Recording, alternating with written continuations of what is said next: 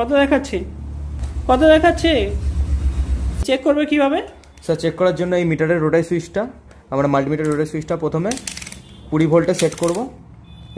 Black প্রোবটা SMPS থেকে আসা এই যে পাটা কানেক্টর আছে, পাটা কানেক্টরের যে নেগেটিভ তার আছে, নেগেটিভ তারের মধ্যে এই ব্ল্যাক প্রোবটাকে কানেক্ট করলাম। আচ্ছা, 24 পিনের মধ্যে এখানে অনেক কালারের তার আছে, এর মধ্যে অরেঞ্জ কালারের তারটা আছে।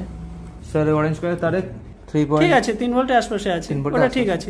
তারপর রেড কালারের মধ্যে 5 ভোল্ট আসছে। ওকে, পরেরটা যাও।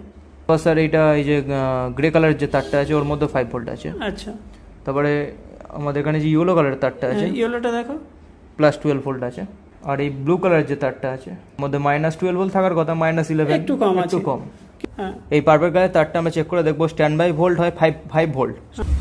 স্যার ভোল্ট তো কিছু দেখাচ্ছে না এখানে, ভোল্ট তো কিছু দেখাচ্ছে না, 5 ভোল্ট দেখার কথা কিন্তু ভোল্ট কিছুই দেখাচ্ছে না। তাহলে এখানে স্ট্যান্ড বাই ভোল্ট এখানে আসছে না, এসএমপিএসটা রিপেয়ার করতে হবে।